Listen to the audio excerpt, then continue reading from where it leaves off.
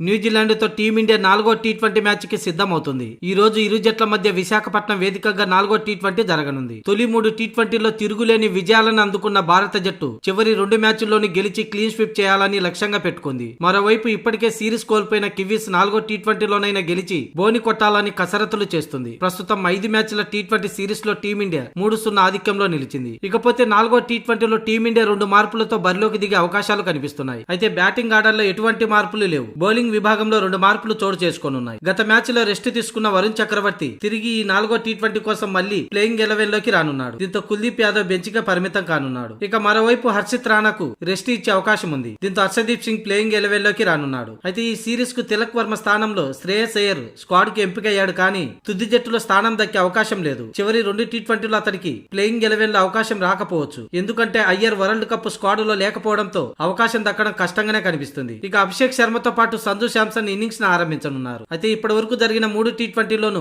శాంసన్ అనుకున్న స్థాయిలో రాణించలేకపోయాడు. దీంతో ఈ 4వ టీ20 అతనికి చావో రేవో లాంటిది. ఒకవేళ ఇప్పుడు విఫలమైతే టీ20 వరల్డ్ కప్ లో అతడు ప్లేయింగ్ 11 లో ఉండడం కష్టమే. ఇక బ్యాకప్ వికెట్ కీపర్ గా ఇషాన్ కిషన్ 3వ స్థానంలో బ్యాటింగ్ ఆడతాడు. 4వ స్థానంలో కెప్టెన్ సూర్య, 5వ స్థానంలో హార్దిక్ పాండ్యా బరిలోకి దిగుతాడు. ఇక 6-7 స్థానాల్లో దూబే, రింకు సింగ్ బ్యాటింగ్ ఆర్డర్ ఉండనుంది. ఆ తర్వాత రవి బిష్ణోయ్, హర్షదీప్ సింగ్, బుమ్రా, వరుణ్ చక్రవర్తిలతో ప్లేయింగ్ 11 ఉండనుంది. మొత్తానికి విశాఖపట్నం వేదికగా జరగబోయే ఈ 4వ టీ20లో టీమిండియా ఫేవరెట్ గా బరిలోకి దిగుతుంది. ఎందుకంటే ఇక్కడ ఆడిన 4 టీ20లోనూ టీమిండియా 3 విజయాలు సాధించింది. టీమిండియాకు అచ్చొచ్చిన ఈ గ్రౌండ్ లో మరో విజయం ఖాతాలో చేరే అవకాశం ఉంది.